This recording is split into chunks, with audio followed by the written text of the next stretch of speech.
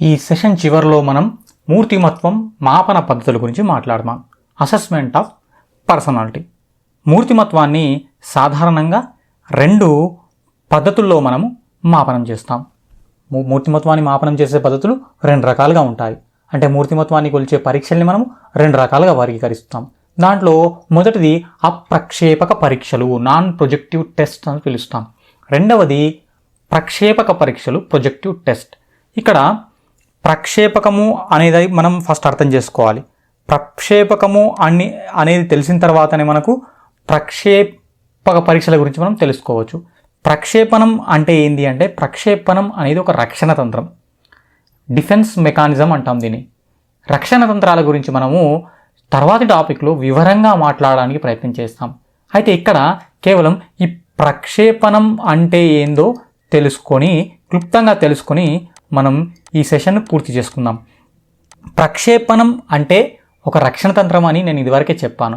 మరి ప్రక్షేపణం అంటే ఏంది అంటే, ఒక వ్యక్తి ఏదైనా ఒక ఉద్దీపన ఎదురైనప్పుడు తన లోపల ఉన్నటువంటి అచేతన ప్రవర్తనను వస్తువులకు కానీ లేదా ఇతర వ్యక్తులకు కానీ ఆపాదించడాన్ని మనం ప్రక్షేపణం అంటాం. జాగ్రత్తగా వినండి. ప్రక్షేపణం అంటే ఏం లేదు, వ్యక్తి తన లోపల ఉన్నటువంటి అంతర్గతంగా ఉన్నటువంటి తన అచేతన మనసులో ఉన్నటువంటి భావాలను, ప్రేరణలను, ఉద్వేగాలను వీటిని ఇతర వస్తువులకు ఆపాదించడం లేదా ఇతర వ్యక్తులకు ఆపాదించడాన్ని మనం ప్రక్షేపణం అంటాం. ఈ ప్రక్షేపణం అనేటటువంటి రక్షణ తంత్రం సహాయంతో పరీక్షలను రూపొందించడం జరిగింది. మూర్తిమత్వాన్ని రాబట్టేటటువంటి పరీక్షల్ని తయారు చేయడం జరిగింది. సో దీంట్లో ఇవి 2 రకాలుగా ఉన్నాయి, అప్రక్షేపక పరీక్షలు, ప్రక్షేపక పరీక్షలు. ఏ పరీక్షలలో అయితే ప్రక్షేపణం అనే రక్షణ తంత్రాన్ని ఉపయోగిస్తారో ఆ పరీక్షలను ప్రక్షేపక పరీక్షలు అంటారు. ప్రక్షేపణ అనేటటువంటి రక్షణ తంత్రాన్ని ఉపయోగించకుండా నిర్వహించేటటువంటి పరీక్షల్ని మనం అప్రక్షేపక పరీక్షలు అని పిలుస్తాం. సో ఇది అప్రక్షేపక పరీక్షలు, ప్రక్షేపక పరీక్షలు. ఒక్కొక్క దాని గురించి మనం క్లియర్గా మాట్లాడుకుందాం. ఫస్ట్ అప్రక్షేపక పరీక్షలు, నాన్ ప్రొజెక్టివ్ టెస్ట్. మిత్రులారా, ఇవి 2 రకాలుగా ఉంటాయి. ఒకటేమో నిర్ధారణ మాపనలు, రెండవది మూర్తిమత్వ శోధికలు. నిర్ధారణ మాపనలు రేటింగ్ స్కేల్స్ అంటాం. మూర్తిమత్వ శోధికల్ని ఇంగ్లీష్లో పర్సనాలిటీ ఇన్వెంటరీస్ అంటాం. అప్రక్షేపక పరీక్షలు 2 రకాలుగా ఉంటాయి మనకు, నిర్ధారణ మాపలు, మూర్తిమత్వ శోధికలు. అయితే ఇక్కడ అభ్యర్థులు గమనించాల్సిన విషయం ఏంటి, నేను ఇదివరకే చెప్పాను.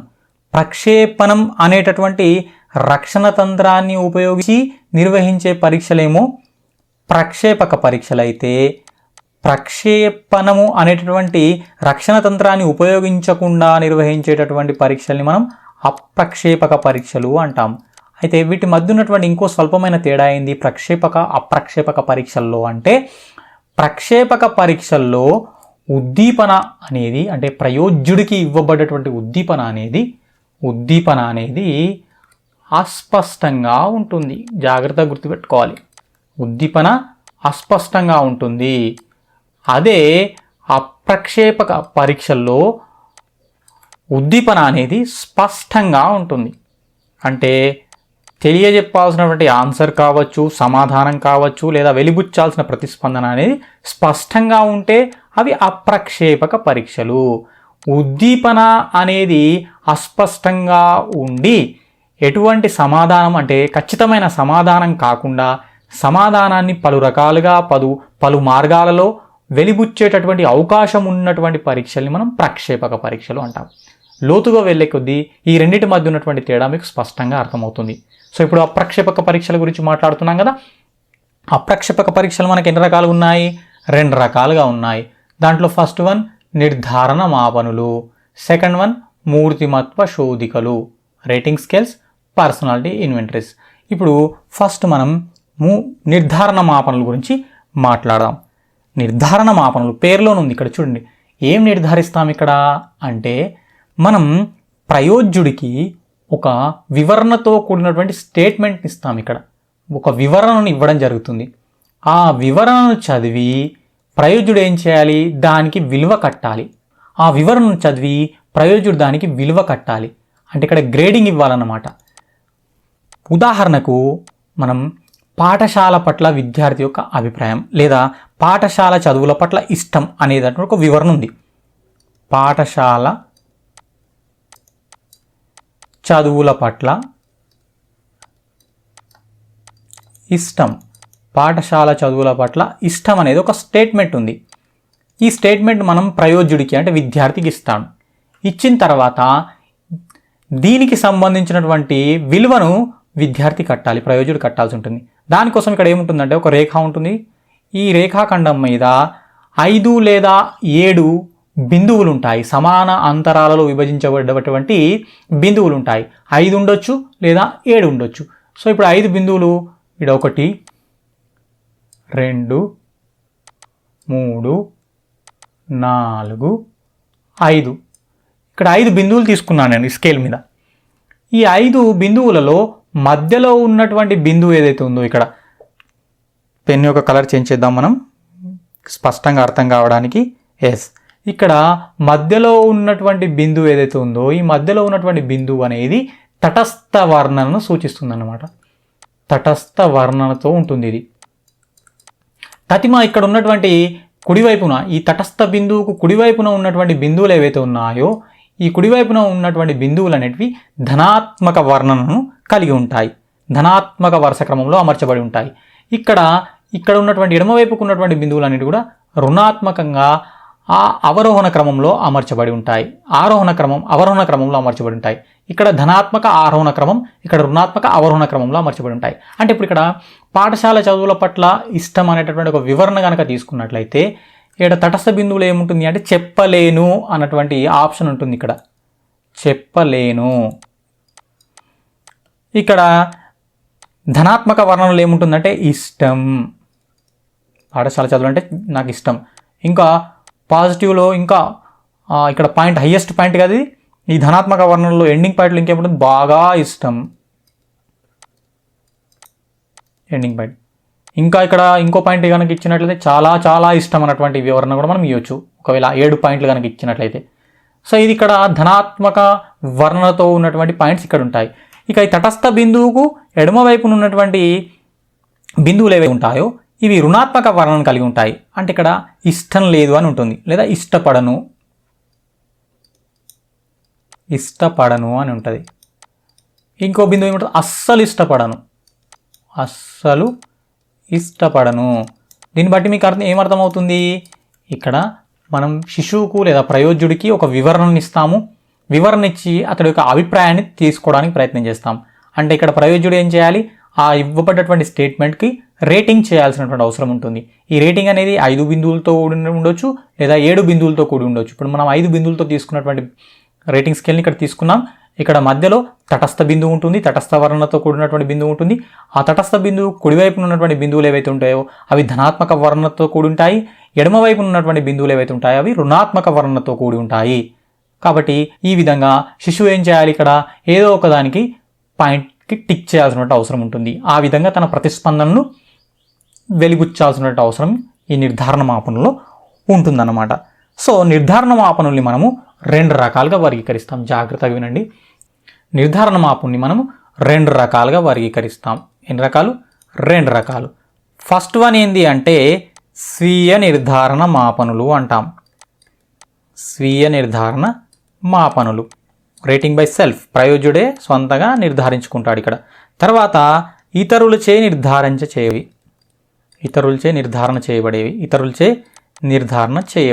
Rating by others, rating by self. ఈ రకంగా 2 రకాలుగా ఉంటాయి. రేటింగ్ బై సెల్ఫ్, స్వీయ నిర్ధారణ పరీక్షలో ఏం చేస్తాడు, ఇక్కడ ప్రయోజ్యుడికి మనము ఆ పరీక్షను ఇవ్వడం జరుగుతుంది. ప్రయోజ్యుడు తన సొంతగా పరీక్ష రాస్తాడు, ప్రతిస్పందన వెలిపుచ్చుతాడు. ఇక్కడ ఇతరులచే నిర్ధారణ చేయబడేటువంటి రేటింగ్ బై అదర్స్ అనేటువంటి టైప్ పరీక్షలు ఏం చేస్తామంటే ప్రయోక్త ఏం చేస్తాడు, ప్రయోజ్యుడికి ఆ స్టేట్మెంట్ను చదివి వినిపిస్తాడు. దాంతోపాటు అతడు ఇవ్వాల్సినటువంటి ప్రతిస్పందనను కూడా చదివి వినిపిస్తాడు. అప్పుడు ప్రయోజ్యుడు ఏం చేయాలి, తన ఆప్షన్ని మౌఖికంగా చెప్పాలి. అప్పుడు ప్రయోక్త ఏం చేస్తాడు, దాన్ని టిక్ చేస్తాడనమాట. అంటే ప్రయోక్త నిర్వహించేటటువంటి పరీక్షలు రేటింగ్ బై అదర్స్ అవుతాయి. స్వంతగా ప్రయోజ్యుడే తనకు తానుగా రేటింగ్ ఇచ్చుకుంటే అది రేటింగ్ బై సెల్ఫ్ అనేటువంటి పరీక్షలు అవుతాయి. సో ఇక్కడ ముఖ్యంగా చర్చించాల్సినటువంటి అంశం ఏంది నిర్ధారణ మాపనంలో అంటే, నిర్ధారణ మాపనంలో మనం ముఖ్యంగా 2 లోపాలని గమనిస్తాం. చాలా ముఖ్యమైన అంశం ఇది. చాలాసార్లు మనకు పరీక్షల్లో అడిగాడు కాబట్టి జాగ్రత్తగా వినండి. మనం నిర్ధారణ మాపనంలో 2 ప్రధాన లోపాలని గమనిస్తాము. ప్రధాన లోపాలు ఏంటి? ఆ లోపాలు అంటే ఫస్ట్ లోపాన్ని మనం హాలో ప్రభావం అంటాం. హాలో ప్రభావం, హాలో ఎఫెక్ట్, హాలో ఎఫెక్ట్ ఇంగ్లీష్లో. సెకండ్ వన్ని కేంద్రీయ స్వభావ దోషం అంటాం. సెకండ్ వన్ ఏమంటాం మనం? కేంద్రీయ స్వభావ దోషం. ఈ 2 పరిమితుల్ని మనము నిర్ధారణ మాపన పరీక్షల్లో గమనించవచ్చు. ఏంటి హాలో ప్రభావం అంటే ఏందో మనం ఒకసారి మాట్లాడుకుందామా? హాలో ప్రభావం అంటే ఏంది అంటే, ఒక వ్యక్తిని చూడగానే మనం ఒక నిర్ణయానికి వచ్చేస్తాం. అతని యొక్క ఆహార్యాన్ని చూసి, లేదా అతని యొక్క నడక తీరుని చూసి, లేదా అతడు మాట్లాడేటటువంటి విధానాన్ని చూసి చూడగానే ఒక నిర్ణయానికి రావడాన్ని మనం హాలో ప్రభావం అంటాం. ఇది ఎప్పుడు? ఇతరులచే నిర్ధారణ చేసేటప్పుడు ఇటువంటి లోపాలు మనం గమనిస్తాం. ఒక వ్యక్తిని మనం చూడగానే ఏ విధంగా అంచనా వేయొచ్చు? అతనితో కలిసి తిరగకుండా, కలిసి మాట్లాడకుండా, ఏం చేయకుండా చూడగానే ఒక నిర్ధారణకు రావడం తప్పు కదా. కాబట్టి ఇట్లాంటి ప్రభావం ఏదైతుందో ఈ ప్రభావం అనేది నిర్ధారణ మాపనలో దోషాన్ని తీసుకొచ్చేటటువంటి ప్రమాదం ఉంది. అటువంటి దోషాన్ని మనం హాలో అంటాం. ఇది ఎప్పుడు తలెత్తుతుంది అంటే, ఇతరులు వేరే వ్యక్తిని రేటింగ్ చేసేటప్పుడు ఇట్లాంటి ప్రభావం మనం గమనించవచ్చు. అయితే స్వీయ నిర్ధారణ మాపనంలో కూడా మనం హాలో ప్రభావాన్ని గమనించవచ్చు. ఏ విధంగా? ఒక ప్రయోజకుడికి మనం ఇచ్చాం రేటింగ్ చేయమని. ఇచ్చినప్పుడు ఆ ప్రయోజకుడు ఏం చేస్తాడు? అక్కడ తనలోని మంచి లక్షణాలను ఇనుమడింప చేసుకుంటాడు, చెడు లక్షణాలను తక్కువ స్థాయిలో చూపేటటువంటి ప్రమాదం ఉంది. దీన్ని కూడా హాలో ప్రభావం అంటాం. హాలో ప్రభావాన్ని మనం 2 రకాలుగా నిర్వచిస్తాము. ఇతరులచే నిర్ధారణ చేసేటప్పుడు ఏ విధంగా హాలో ప్రభావాన్ని నిర్వచించవచ్చు అంటే, ప్రయోక్త ఏం చేస్తాడు? ప్రయోజ్యుని చూడగానే ఒక అంచనాకు వస్తాడు. ఈ విధంగా చూడగానే ఒక నిర్ణయానికి రావడం, ఒక అంచనాకు రావడాన్ని మనం హాలో ప్రభావం అంటాం. ఎట్లాంటి పరీక్షల్లో? ఇతరులచే నిర్ధారణ చేసేటటువంటి పరీక్షల్లో. ఇక స్వీయ నిర్ధారణ మాపనలో ప్రయోజ్యుడు ఏం చేస్తాడు? తన లోపల ఉన్నటువంటి మంచి లక్షణాలను ఇనుమడింప చేసుకొని చెడు లక్షణాలని దాచిపెట్టుకుంటాడు, తక్కువ స్థాయిలో పేర్కొంటాడు. దీన్ని మనం హాలో ప్రభావం అంటాం. ఇక 2వ లోపం చూడండి, ఇక్కడ కేంద్రీయ స్వభావ దోషం అంటున్నాం కదా. కేంద్రీయ స్వభావ దోషంలో ఏం జరుగుతుందంటే, ఇక్కడ లక్షణాంశాల యొక్క స్థాయిని నిర్ధారించేటప్పుడు, మీరు రేటింగ్ స్కేల్ చూస్తున్నారు ఇక్కడ 5 పాయింట్ల రేటింగ్ స్కేల్. ఇక్కడ లక్షణాంశాల యొక్క రేటింగ్ని నిర్ధారించేటప్పుడు ఏం చేస్తారంటే ప్రయోజ్యులు ఎక్కువగా కేంద్రీయ స్థాయిలోనే లక్షణాంశాలను నిర్ణయిస్తారు. ఇక్కడ కేంద్రీయ స్థాయిలోనే ఎక్కువ టిక్స్ పెడతారన్నమాట. అతి ఉన్నత స్థాయిలో కావచ్చు లేదా అతి నిమ్న స్థాయిలో వెళ్ళడానికి ఇష్టపడరు. ఎక్కువగా కేంద్రీయ స్థాయిలోనే చెప్పలేను, పర్వాలేదు, ఇట్లాంటి వర్ణనకే ఎక్కువ ప్రిఫరెన్స్ ఇస్తూ ఉంటారనమాట. తటస్థ వర్ణనకే పెద్దపీట వేసేసి ఎక్కువగా కేంద్రీయ స్థాయిలోనే తమ అభిప్రాయాల్ని, తమ ప్రతిస్పందనలు వెలిబుచ్చడం కేంద్రీయ స్వభావ దోషం అంటాం. ఇక్కడ అతి ఉన్నత స్థాయిలో కానివ్వండి లేదా అతి నిమ్నత స్థాయిలో కానివ్వండి తమ ప్రతిస్పందనలు వెలిబుచ్చడానికి ప్రయోజ్యులు ఇష్టపడరు. దీన్నే మనం కేంద్రీయ స్వభావ దోషం అంటాం.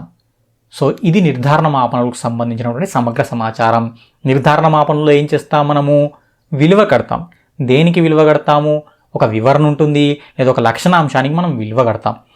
విలువ కట్టేటప్పుడు ఏం జరుగుతుంది? ఇక్కడ 5 లేదా 7 బిందువులతో కూడినటువంటి ఒక స్కేల్ ఉంటుంది. ఈ స్కేల్ మధ్యలో తటస్థ వర్ణన ఉంటుంది.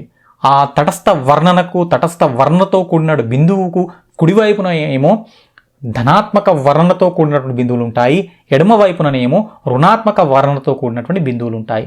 దాంట్లో ఏదో ఒక దానికి ప్రయోజ్యుడు ప్రతిస్పందించాల్సినటువంటి అవసరం ఉంటుంది. ప్రక్షేపక నిర్ధారణ మాపనుల్ని మనం 2 రకాలుగా వర్గీకరిస్తాం. స్వీయ నిర్ధారణ మాపనులు, ఇతరులచే నిర్ధారించేటువంటి మాపనులు. నిర్ధారణ మాపనంలో 2 లోపాలు గమనిస్తాం. ఒకటి హాలో ప్రభావము, రెండవది కేంద్రీయ స్వభావం. సో ఇది నిర్ధారణ మాపనలకు సంబంధించినటువంటి సమగ్ర సమాచారం. ఇక తర్వాత అప్రక్షేపక పరీక్షల్లో 2వ ముఖ్యమైన అంశం ఏంటి అంటే మూర్తిమత్వ శోధికలు, పర్సనాలిటీ ఇన్వెంటరీస్. దీని గురించి మాట్లాడుకుందాం. పర్సనాలిటీ ఇన్వెంటరీస్లో ఏం జరుగుతుంది అంటే, ఇక్కడ ఇవన్నీ శోధికలు, ఇవన్నీ కూడా ప్రశ్నావళుల రూపంలో ఉంటాయి, క్వశ్చనరీస్ రూపంలో ఉంటాయి. గుర్తుపెట్టుకోవాలి, ప్రశ్నావళుల రూపంలో ఉంటాయి. ఈ ప్రశ్నావళులకు విద్యార్థి అంటే ప్రయోజ్యుడు ప్రతిస్పందించాలి. ఎలా ప్రతిస్పందించాలి? అవును అని, లేదా కాదు అని, లేదా చెప్పలేను అన్నటువంటి ప్రతిస్పందని వెలిబుచ్చాల్సిన అవసరం ఉంటుందన్నమాట. ఇక్కడ జనరల్గా మూర్తిమత్వ శోధికలు మనము మూర్తిమత్వాన్ని అంచనా వేసేటటువంటి ఉపయోగించేటటువంటి శోధికలుగా పిలవచ్చు. అయితే మూర్తిమత్వాన్ని అంచనా వేసేటటువంటి కొన్ని ఉదాహరణలు మనకి ఇక్కడ ఇవ్వడం జరిగింది. దాంట్లో చూడండి, బెల్స్ అడ్జస్ట్మెంట్ ఇన్వెంటరీ. గుర్తుపెట్టుకోండి, bells adjustment inventory.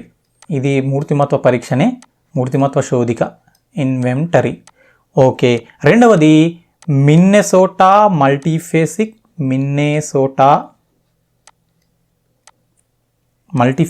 Personality inventory. Multiphasic personality inventory. ఈ రెండు పరీక్షల్ని మనము మూర్తిమత్వ శోధికలకు ఉదాహరణగా తీసుకోవచ్చు. ఇంకా చాలా ఉన్నాయి మనకు. హగెట్టి, ఆల్సన్, విక్మన్ రేటింగ్ షెడ్యూల్స్ అనేవన్నీ పరీక్షల్లో మనకు అంత ఇంపార్టెంట్ కావు. అయితే ఇక్కడ ఇవి అప్రక్షేపక పరీక్షల్లో రెండు రకాలు మాట్లాడుకున్నాం మనము, నిర్ధారణ మాపనలు, మూర్తిమత్వ శోధికలు. దీంట్లో నిర్ధారణ మాపనలు చాలా ఇంపార్టెంట్. నిర్ధారణ మాపనలకు సంబంధించిన చాలా ప్రశ్నలు పరీక్షలో చాలాసార్లు అడిగినటువంటి సందర్భాలు ఉన్నాయి. కాబట్టి మళ్ళొకసారి ఆ నిర్ధారణ మాపనలకు సంబంధించినటువంటి క్లాస్ని మీరు వినండి.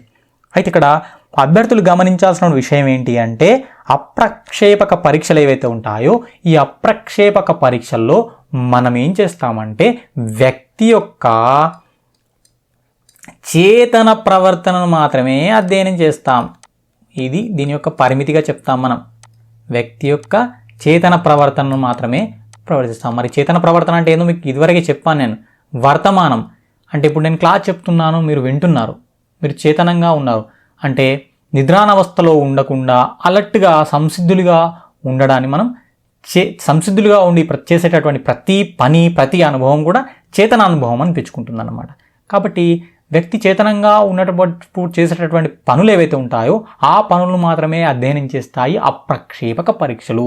నిగూఢంగా నిద్రానంగా ఉన్నటువంటి అచేతన ప్రేరణ ఏదైతే ఉంటుందో, అచేతన ప్రవర్తన ఏదైతే ఉందో ఆ అచేతన ప్రవర్తనను ఈ అప్రక్షేపక పరీక్షలు అధ్యయనం చేయవు. దీనికోసం మనకేం కావాలి? ప్రక్షేపక పరీక్షలు కావాలి. ఇప్పుడు మనం మాట్లాడేది ప్రక్షేపక పరీక్షలు, ప్రొజెక్టివ్ టెస్ట్. ఇక్కడ ప్రొజెక్టివ్ టెస్ట్లు 4 రకాల ప్రొజెక్టివ్ టెస్ట్ ఉన్నాయి మనకు సిలబస్లో. ఫస్ట్ వన్ రోషాక్ సిరామరకల పరీక్ష, రోషాక్స్ ఇంక్ బ్లడ్ టెస్ట్. రోషాక్స్ ఇంక్ బ్లడ్ టెస్ట్, దీన్ని RIBT అంటాం క్లుప్తంగా. తర్వాత రెండవ చూడండి ఇక్కడ బి ఇతివృత్త గ్రాహ్యక పరీక్ష, దీన్ని థీమాటిక్ అప్పర్సెప్షన్ టెస్ట్ అంటాం. సూక్ష్మంగా దీన్ని TAT అని పిలుస్తాం. TAT అంటే థీమాటిక్ అప్పర్సెప్షన్ టెస్ట్. తర్వాత ఇక్కడ సి చూడండి, సి ఏముంది ఇక్కడ? పిల్లల గ్రాహ్యక పరీక్ష. పిల్లల గ్రాహ్యక పరీక్ష చిల్డ్రన్స్ అప్పర్సెప్షన్ టెస్ట్, దీన్ని CAT అంటాం క్లుప్తంగా. CAT. సి అంటే చిల్డ్రన్, ఏ అంటే అప్పర్సెప్షన్ టెస్ట్. ఓకే. లాస్ట్ది డి పద సంసర్గ పరీక్ష వర్డ్ అసోసియేషన్ టెస్ట్, వాట్ అంటాం దీన్ని, వర్డ్ అసోసియేషన్ టెస్ట్. సో ఇప్పుడు ఒక్కొక్క దాని గురించి మనం వివరంగా మాట్లాడుతూ వెళ్దాం. ఫస్ట్ రోషాక్ సిరామరకల పరీక్ష గురించి మాట్లాడుకుందాం. రోషాక్ ఇంక్ బ్లాక్ టెస్ట్, ఇంక్ బ్లాక్ కాదు, ఇంక్ బ్లాట్ టెస్ట్. ఓకే. ఈ రోషాక్ ఇంక్ బ్లాట్ టెస్ట్ అనేటటువంటి పరీక్షను రూపొందించింది స్విట్జర్లాండ్ దేశానికి చెందినటువంటి హెర్మన్ రోషాక్ అనేటటువంటి శాస్త్రవేత్త. స్విట్జర్లాండ్ దేశస్థుడు ఎవరు? Sir Hermann Rorschach. అతని పేరు మీదగానే దీనికి రోషాక్ ఇంక్ బ్లాక్ టెస్ట్ అనేటువంటి పేరు వచ్చింది. అయితే దీనికి ప్రాచుర్యంలోకి తెచ్చింది మాత్రం బెక్ అనేటటువంటి మనోవైజ్ఞానికవేత్త.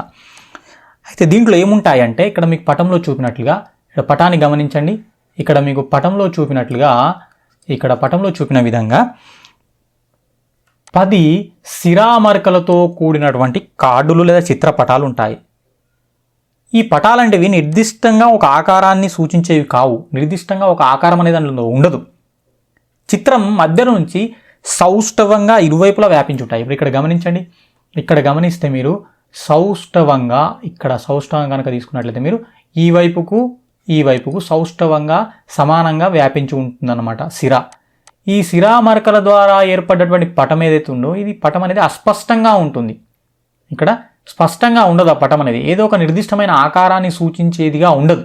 అది అస్పష్టమైన ఆకారంతో కూడినటువంటి సిరా మరకలతో కూడినటువంటి ఎన్ని కార్డులు ఉంటాయి?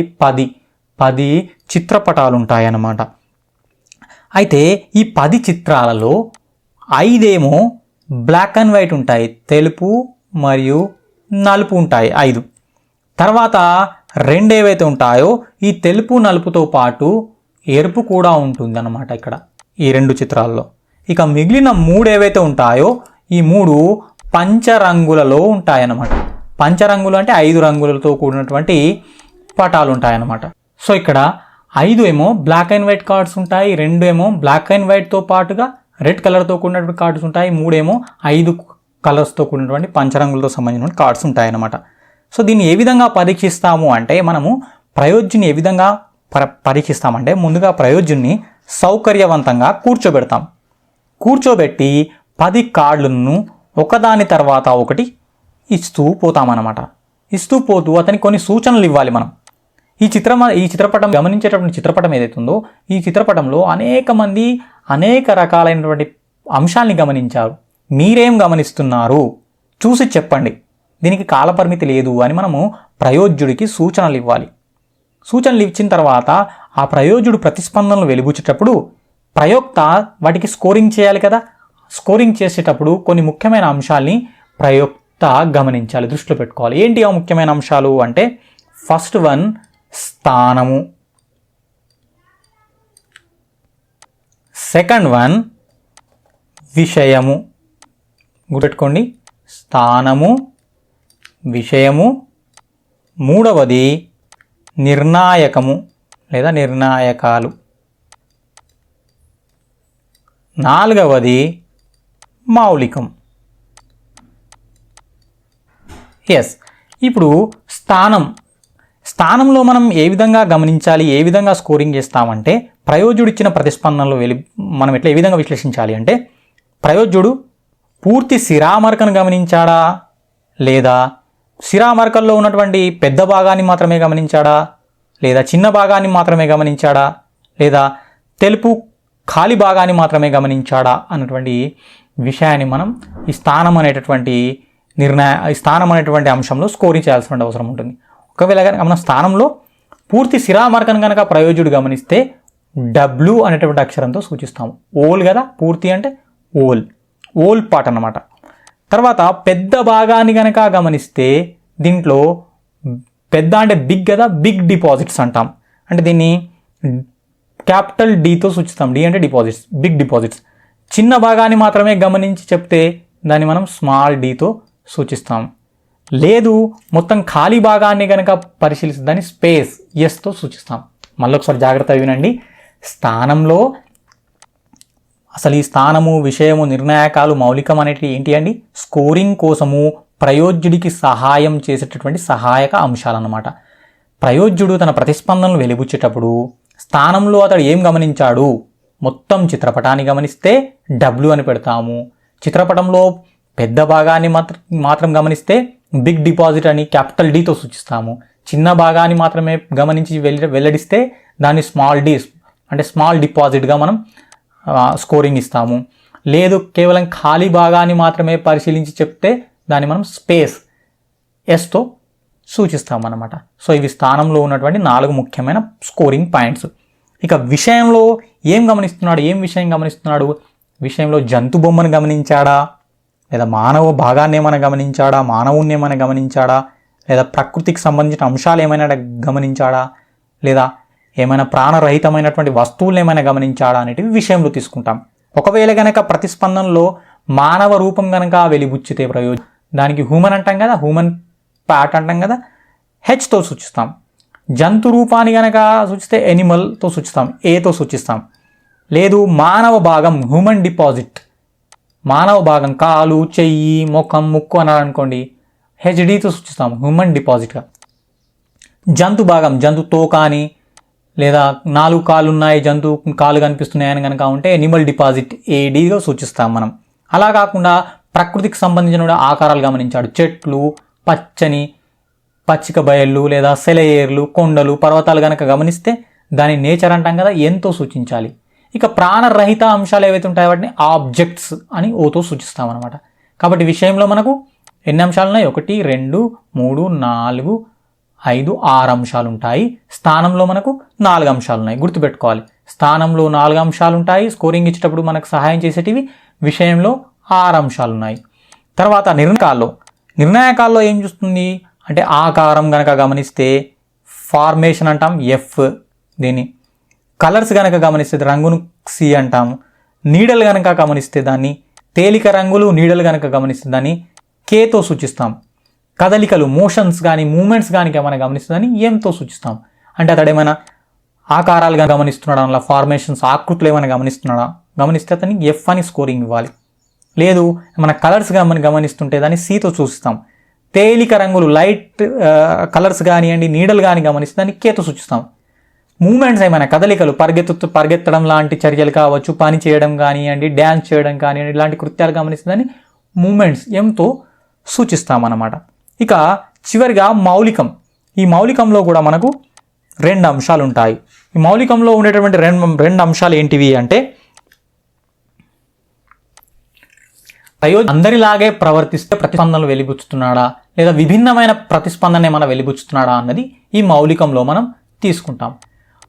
మౌలికంలో ఏం గమనిస్తాం? ప్రయోజ్యుని యొక్క ప్రతిస్పందనని మనం 2 రకాలుగా డివైడ్ చేసుకుంటాం. అందరిలాగానే ప్రతిస్పందన వెలిబుచ్చితే ఒక రకంగా మనం స్కోరింగ్ చేస్తాం. లేదు విభిన్నమైనటువంటి ప్రతిస్పందన కనుక వెలిబుచ్చితే ఇంకో రకంగా మనం స్కోరింగ్ చేయాల్సిన అవసరం ఉంటుంది. అందరూ గమనించిన అంశాలే గమనిస్తే అది రొటీన్ అయిపోతుంది. కాదు ఏదైనా స్పెషల్గా అతడు ఏమైనా గమనించాడా అన్నటువంటి విషయాన్ని మనం ఈ మౌలికం అనేటటువంటి సహాయక అంశంలో మనం తీసుకుంటాం. సో ఇది రోషాక్ సిరామరకల పరీక్షకు సంబంధించినటువంటి సమగ్ర సమాచారం. ఇక తర్వాత మనం ఇతివృత్త గ్రాహ్యక పరీక్ష థీమాటిక్ అప్పర్సెప్షన్ టెస్ట్ గురించి మాట్లాడదాం. ఈ థీమాటిక్ అప్పర్సెప్షన్ టెస్ట్ను ముర్రే మరియు మోర్గాన్ అనేటటువంటి 2 సైకాలజిస్టులు తయారు చేయడం జరిగింది. ముర్రే మరియు మోర్గాన్లు ఇద్దరు ఈ ఇతివృత్త గ్రాహ్యక పరీక్ష థీమాటిక్ అప్పర్సెప్షన్ టెస్ట్ను తయారు చేయాలి. ఇతివృత్తము అనండి ఏదైనా ఒక సారాంశము. ఇతివృత్తం అంటే ఏంది? సారాంశం కావచ్చు, ఒక కథ కావచ్చు, ఏదో ఒక కాల్పనిక గాథ కావచ్చు, ఏదైనా కావచ్చు. దీన్ని మనం ఇతివృత్తం అంటాం. ఈ విధంగా ఇతివృత్తంతో కూడినటువంటి ఏదైనా ఒక ఇతివృత్తంతో కూడినటువంటి 30 కార్డులు ఉంటాయి. ఇక్కడ గమనించాలి, అక్కడ 10 కార్డులు ఉంటాయి, ఇక్కడ 30 కార్డులు ఉంటాయి. ఈ 30 కార్డులలో ఏముంటుంది? ఇందులో స్త్రీ పురుషులకు సంబంధించినటువంటి బొమ్మలు ఉంటాయి అన్నమాట, చిత్రాలు ఉంటాయి. ఆ చిత్రాలన్నీ కూడా అసందిగ్ధంగా ఉంటాయి, సందిగ్ధ సన్నివేశాలతో కూడినటువంటి చిత్రాలు ఉంటాయి. అయితే ఈ 30 కార్డులతో పాటు ఒక ఖాళీ కార్డు కూడా ఉంటుంది. ఇది గమనించాలి మీరు, ఒక ఖాళీ కార్డు కూడా ఉంటుంది. మొత్తం కార్డులు ఎన్ని అవుతాయి? ఇప్పుడు 31 కార్డులు అవుతాయి. ట్యాట్లో ప్రయోజ్యుడిపై ప్రయోగించేటటువంటి మొత్తం కార్డుల సంఖ్య ఎంత? 31. ఆ 31 కార్డులలో ఒకటి ఖాళీ కార్డు, ఒకటి మిగతా 30 కార్డులేమో చిత్రపటాలతో కూడినటువంటి కార్డులు ఉంటాయి. సో ఇప్పుడు ఇక్కడ 31 కార్డులు ఒకటేసారి మనం ప్రయోజ్యుడికి ఇవ్వమండి. ప్రయోజ్యుడికి గరిష్టంగా మనము 20 మాత్రమే ఇవ్వగలుగుతాం. 20 కార్డులు మాత్రమే ఇవ్వాలి. అంటే 20 ప్లస్ ఒకటి ఖాళీ కార్డు. అంటే గరిష్టంగా మనం ప్రయోజ్యుడికి థీమాటిక్ అప్పర్సెప్షన్ టెస్ట్లో ఇవ్వబడేటటువంటి కార్డుల సంఖ్య ఎంత? 21 మాత్రమే ఇస్తామన్నమాట. సో ఇక్కడ ఈ 30 కార్డులలో 10 కార్డులేమో స్త్రీలకు సంబంధించిన కార్డులు ఉంటాయి, మిగతా 10 ఏమో పురుషులకు సంబంధించినవి ఉంటాయి. మిగతా 10 కార్డులేమో ఇద్దరికి ఇవ్వాల్సినటువంటి కార్డులు, ఎవరికైనా ఇవ్వచ్చు, ఎవరికైనా ఇచ్చేటటువంటి కార్డులు ఉంటాయి. ఆ రకంగా పురుషులకు గనక మనం పరీక్షించదలుచుకుంటే పురుషులకు సంబంధించిన 10 కార్డులు ఇవ్వాలి. దాంతోపాటు ఇద్దరికి ఇవ్వాల్సిన 10 కార్డులు ఉంటాయి కాబట్టి 20 కార్డులు. 20 కార్డులతో పాటు ఒక ఖాళీ కార్డు ఉంటుంది కదా, కాబట్టి 21 కార్డులు మనం గరిష్టంగా ప్రయోజ్యుడిపై ప్రయోగించవచ్చు ఇతివృత్త గ్రాహ్యక పరీక్షల్లో. మరి మనం ఏ విధంగా ఈ పరీక్షల్లో పరీక్షిస్తాం ప్రయోజ్యుని యొక్క మూర్తిమత్వాన్ని అంటే, మనం చిత్రపటాన్ని చూపిస్తాం. ఫస్ట్ చూయించి, ఇప్పుడు ఇక్కడ మీకు బొమ్మలో చూపినట్లు ఒక పటం ఉంది. ఈ పటంలో చూయించి మనం ప్రయోజ్యుడికి కొన్ని ప్రశ్నలు అడతాం. ఈ చిత్రంలో అసలు ఏం జరుగుతుంది, ఎవరెవరున్నారు, చిత్రంలో ఈ సన్నివేశానికి దారితీసిన పరిస్థితులు ఏంటివి, ప్రస్తుత సన్నివేశంలో అసలు ఏం జరుగుతుంది, ఈ సన్నివేశ పర్యావసనం ఏమయ్యే అవకాశం ఉంది. ఈ విధంగా ఇంటర్వ్యూ ద్వారా మనం అతడి యొక్క ప్రతిస్పందనల్ని కౌంట్ చేస్తూ పోతామన్నమాట. అంటే ఇక్కడ ప్రతి పటాన్ని మనం ప్రయోజకుడికి చూపిస్తూ అతడు ఇచ్చినటువంటి ప్రతిస్పందనల్ని నోట్ చేసుకుంటూ ఉంటామన్నమాట. ఇక్కడ ఈ ప్రతిస్పందనల్ని మనం తర్వాత ప్రయోజకుడు ఏం చేస్తాడంటే, ప్రయోక్త ఏం చేస్తాడంటే వ్యాఖ్యానిస్తాడు. దేని ఆధారంగా? దాంట్లో నాయకుని ప్రేరణలు, భావాలు, ఈ విధంగా పరిమాణాలు, థీసిస్ ఇవన్నీ కూడా గమనించి వ్యక్తి తనకు తెలియకుండా తన లోపల ఉన్నటువంటి అచేతన ప్రవర్తన వెల్లడి చేస్తున్నాడు అన్నటువంటి విషయాన్ని నిష్ణాతుడైనటువంటి ప్రయోక్త అంచనా వేయడం జరుగుతుందన్నమాట. రకంగా ప్రక్షేపక పరీక్షలో ఏం చేస్తాడు, మనం ఇక్కడ ఏం చేస్తున్నాము, అస్పష్టమైన ఉద్దీపనను ఇచ్చేసి వ్యక్తిలోని యొక్క అచేతన ప్రవర్తనను, అతని యొక్క మూర్తిమత్వాన్ని అంచనా వేసే ప్రయత్నం చేస్తున్నాం. సో ఇది ఇతివృత్త గ్రాహ్యక పరీక్షకు సంబంధించినటువంటి సమాచారం. తర్వాత చూడండి, పిల్లల గ్రాహ్యక పరీక్ష, చిల్డ్రన్స్ అప్పర్సెప్షన్ టెస్ట్, క్యాట్. దీన్ని రూపొందించింది ఇద్దరు శాస్త్రవేత్తలు ఉన్నారు, S Bellak and L Bellak. ఈ ఇద్దరు శాస్త్రవేత్తలు క్యాట్ టెస్ట్ను రూపొందించడం జరిగింది. ఇది 3 నుంచి 10 సంవత్సరాల పిల్లల కోసం ఉద్దేశించింది. అంటే పూర్వ ప్రాథమిక స్థాయి, ప్రాథమిక స్థాయి పిల్లల కోసం ఉద్దేశించడం జరిగింది. ఆ రకంగా పిల్లల కోసం ఉద్దేశించబడ్డది కాబట్టి ఇక్కడ 10 కార్డులు ఉంటాయి. ఎన్ని కార్డులు? 10 కార్డులు ఉంటాయి. 10 కార్డుల్లో కూడా జంతువుల బొమ్మలే ఉంటాయి. ఎందుకు జంతువుల బొమ్మలు ఉంటాయి అంటే, చిన్నపిల్లలు జంతువులతో బాగా కనెక్ట్ అవుతారు కదా, జంతువుల బొమ్మలు ఉంటాయన్నమాట. ఇక్కడ పటంలో చూపిన విధంగా జంతువుల బొమ్మలు ఉంటాయి. ఈ జంతువుల బొమ్మల్ని మనము పిల్లాడికి చూపించి అతడి యొక్క ప్రతిస్పందనల్ని గ్రహిస్తూ ఉంటాం. అతడు ఆ పటంలో ఏం గమనిస్తున్నావు, నువ్వేం గమనిస్తున్నావు, ఇక్కడ ఏం జరుగుతుంది, ఈ సన్నివేశంలో ఏం జరుగుతుంది, ఈ సన్నివేశం తర్వాతి సన్నివేశాన్ని నువ్వు ఊహించగలవా, ఈ సన్నివేశం యొక్క పర్యావసనం ఏమయ్యే అవకాశం ఉంది, ఈ సన్నివేశానికి ముందు జరిగినటువంటి నేపథ్యం గురించి నువ్వు చెప్పగలుగుతావా, ఈ విధంగా అన్ని ప్రశ్నలు మనం సంధిస్తూ అతడి యొక్క ప్రతిస్పందనల్ని స్కోర్ చేస్తూ వెళ్తామన్నమాట. కాబట్టి ఇక్కడ ఈ ఒక ఆటలాగా సాగాలి ఈ కార్యక్రమం అనేది. ఒక పరీక్షలాగా నిర్వహిస్తే పిల్లలు ప్రతిస్పందనలు ఇచ్చేటటువంటి అవకాశం లేదు. కాబట్టి దీన్ని ఒక ఆటలాగా కొనసాగించాలి అని ప్రయోజ్యుడు లేదా ప్రయోక్తకు కొన్ని సూచనలు కూడా ఇక్కడ ఉంటాయన్నమాట. సో దీన్ని ఆధారంగా చేసుకొని శిశువు ఇచ్చినటువంటి ప్రతిస్పందనల్ని నిష్ణాతుడైనటువంటి ప్రయోక్త ఏం చేస్తాడు, వ్యాఖ్యానించేసి అతడి యొక్క మూర్తిమత్వాన్ని అంచనా వేయడం జరుగుతుంది. ప్రక్షేపక పరీక్షల్లో 3వ రకమైనటువంటి పిల్లల గ్రాహ్యక పరీక్షలో. ఇక తర్వాతి చివరి పరీక్ష ఏంది అంటే పద సంసర్గ పరీక్ష, వర్డ్ అసోసియేషన్ టెస్ట్. దీంట్లో ఏం జరుగుతుందంటే, దీన్ని మొదట రూపొందించింది ఎవరు అంటే కెంట్ రోషనాఫ్ అనేటటువంటి ఇద్దరు శాస్త్రవేత్తలు దీన్ని రూపొందించారు, కెంట్ రోషనాఫ్.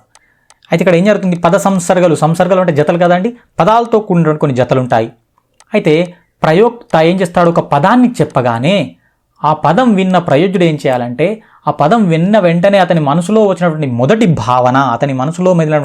భావనను వెంటనే చెప్పాల్సినటువంటి అవసరం ఉంటుందన్నమాట. ఇప్పుడు ఫర్ ఎగ్జాంపుల్ చలి, ఇల్లు అనేటువంటి పదాన్ని విన్నాడు. వినగానే ప్రయోజ్యుడు ఏం చేయాలి, దీనికి సంబంధించినటువంటి మొట్టమొదటి పదాన్ని వినగానే, ఈ పద సంసర్గ జతను వినగానే అతడి మనసులో కలిగినటువంటి భావన ఏందో చెప్పేశాలి. ఎవరికి? ప్రయోక్తకు చెప్పేశాలి. ప్రయోక్త ఏం చేస్తాడు, అతడి ఆ భావనను ఇతడు నోట్ చేసుకొని దానిలో ఏమైనా అతడు అచేతన ప్రవర్తనను వెలిబుచ్చుతున్నాడా అని స్కోరింగ్ చేసి దాన్ని వ్యాఖ్యానిస్తాడనమాట. సో ఇది పద సంసర్గ పరీక్ష, వర్డ్ అసోసియేషన్ టెస్ట్. సో ఇవి మూర్తిమత్వాన్ని మాపనం చేసే పద్ధతులు. ఎన్ని రకాల పద్ధతులు ఉన్నాయండి మనకు? అప్రక్షేపక పద్ధతులు, ప్రక్షేపక పద్ధతులు. ప్రక్షేపక పద్ధతుల్నేమో ఉద్దీపన అస్పష్టంగా ఉంటే, అప్రక్షేపక పరీక్షల్లో ఉద్దీపన అనేది స్పష్టంగా ఉంటుంది. అప్రక్షేపక పరీక్షల్లో మనం చేతన ప్రవర్తనను అధ్యయనం చేస్తే, ప్రక్షేపక పరీక్షల్లో మనం అచేతన ప్రవర్తనను కూడా మనం అసెస్ చేయొచ్చు. సో ఇవి ప్రక్షేపక అప్రక్షేపక పరీక్షలు, మొత్తానికి మూర్తిమత్వాన్ని మాపనం చేసే పరీక్షలు.